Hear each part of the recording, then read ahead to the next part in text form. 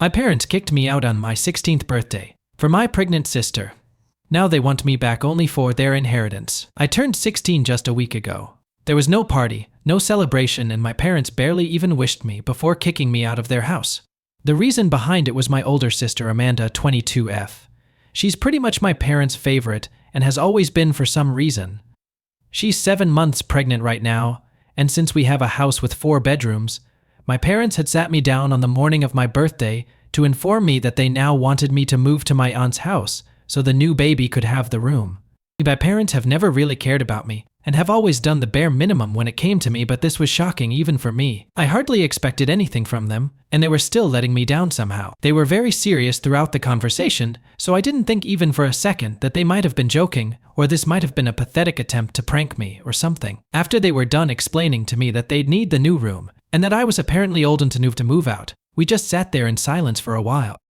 They told me that they would still take care of all my expenses until I turned 18 and make sure I was well fed and looked after, but they just couldn't keep me with them in the same home anymore. I didn't want to argue, but I did ask them why they couldn't just use the guest room for the nursery, and they told me, after some hesitation, that they'd use that for Amanda's boyfriend to stay with them. So to sum it up, my parents had a room of their own, my sister and her boyfriend had a room, and her baby would get its own room. Amanda wasn't at home, and I could tell that this was on purpose so she wouldn't have to watch this happen and feel guilty. My sister and I were never close because of the age gap, but she'd never really been awful to me either. We were civil to one another for the most part, but if she was okay with this arrangement and actually wanted me to leave the house so she could accommodate her new baby and boyfriend, then maybe she wasn't the person I thought she was. I was disappointed, and even more so, because it was my birthday, but I didn't say a word to them and just agreed to leave. By now I've realized that my parents are a lost cause. There's nothing I can say to them to make them love me, and I've accepted that by now. So after they told me that they wanted me to move out and live with my aunt, I went up to my room and started packing. They helped me pack, but I think that was just to help me get out quickly. After I was done, they even dropped me at my aunt's house and were very happy talking to me throughout the car ride, but didn't notice that I wasn't responding and was just silently staring out of the window. Once we got there, they dropped me off at the door and didn't even hug me or kiss me before leaving. My aunt welcomed me happily because she actually does enjoy my company, and as far as I know, she loves me more than my own parents do. I talked to her, and after a while I told her how disappointed I was with what my parents were doing. She was caught off guard when I said that and asked me to repeat whatever I'd told her, so I repeated everything that had taken place that morning, and her smile was instantly replaced with a frown. She didn't say anything to me but grabbed her phone and said that she had to make a call and went to the other room. I didn't hear anything for some time, but then I heard the sound of my aunt fighting on the phone in a high voice, and that's rare because my aunt rarely ever screams at people. She's a really soft-spoken person, so I knew someone must pissed her off pretty bad for her to lose her temper like this. Then she came back to the room, all red in the face, and still looking very annoyed, and I learned that it was apparently my parents who had pissed her Halar off so badly. So my dad, her brother, had told her that I'd actually suggested this arrangement for the sake of the baby, and I was completely happy moving out of my childhood home to live with my aunt. This is why she'd been okay with taking me in as well, since she could tell I'd never really been happy living with my parents. And me making a suggestion like that didn't seem too odd to her when my dad was trying to convince her to take me in. She's a single woman in her late 30s and has no intention of getting married or having kids, so letting me live with her was just like having a roommate for her. And she didn't have to worry about the cost of me living here either, since everything that I needed would be paid for by my dad.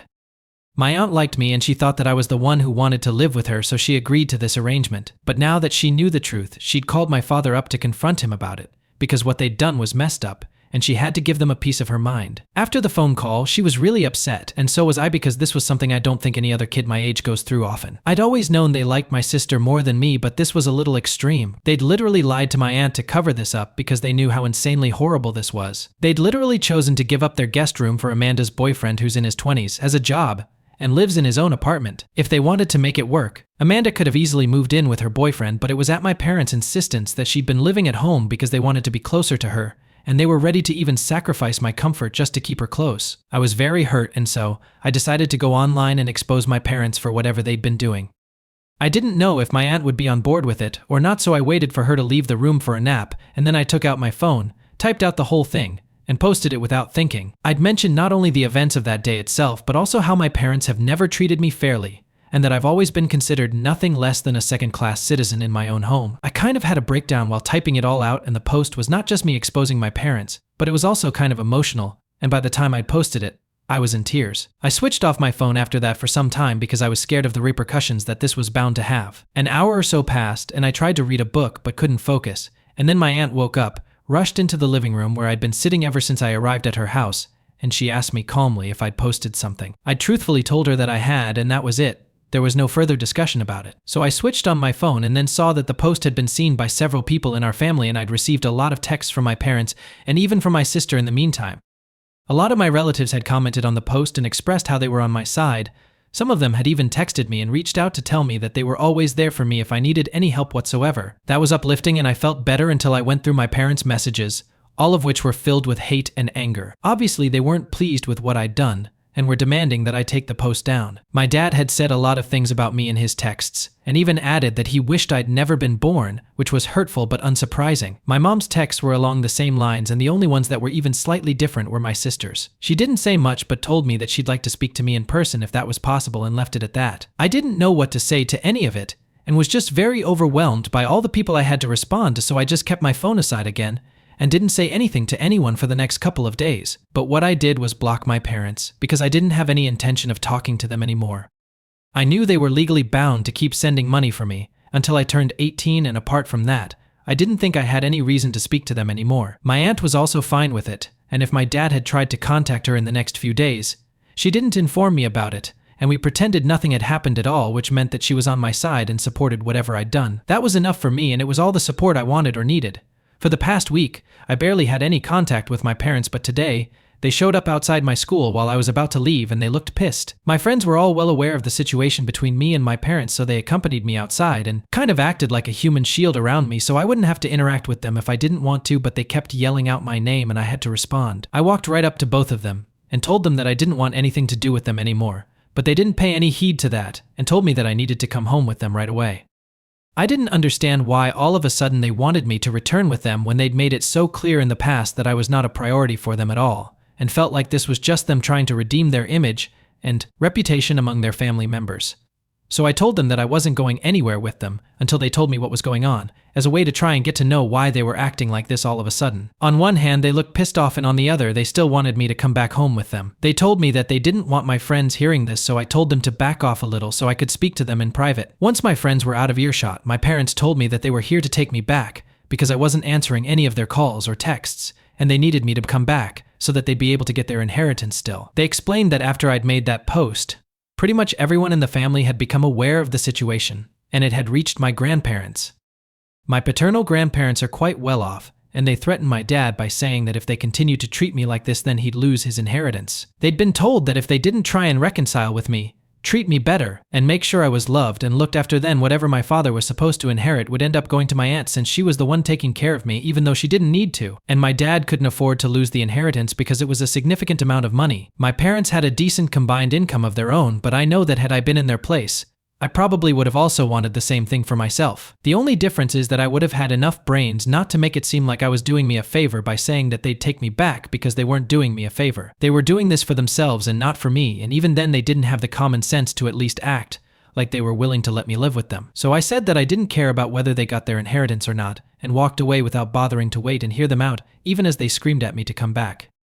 I took the bus back to my aunt's house and told her what had happened at school, and she seemed annoyed as well. To ensure that this doesn't happen again, she's contacted her lawyer so we can do something about my custody. Of course, it's still my parents who still have their rights over me, and that has to be changed if I want to live with my aunt. I also called up and thanked my grandparents for trying to fix this, but I also told them that I really didn't want to go back to living with my parents, because now that I'd spent a couple of days living with my aunt, I finally felt like I was free. Living with my parents had been nothing short of suffocating, and I'd kept hoping that things would change, but they never did. My grandparents didn't live in the same city, so we didn't meet often, but whenever we did, at family gatherings and the holidays, my parents were always on their best behavior so they wouldn't know how I was treated at home. It wasn't as if I was treated with cruelty, but it was more like ignorance and avoidance.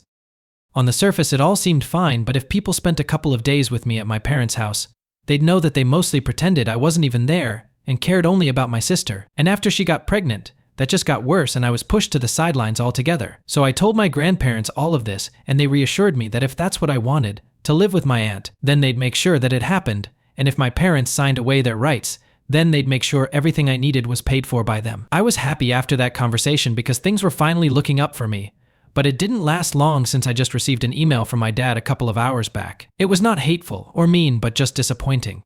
He said that there was no need for me to post what had happened online and make this so public when the word of what had happened would have reached my grandparents anyway through my aunt. But now, along with my grandparents being mad at them, they also have to deal with a ton of hate from their relatives and they're being ostracized, which seems unfair. He told me that even some of his co-workers found out about this because the post was public and it had shown up on their feed since he was tagged in it. This wasn't a good look for him at work, and what I'd done had just caused a lot of unnecessary drama in their lives, according to me. So Ida for posting about how my parents asked me to leave the house and move in with my aunt on my 16th birthday because my sister was pregnant and they needed my room for the baby matters.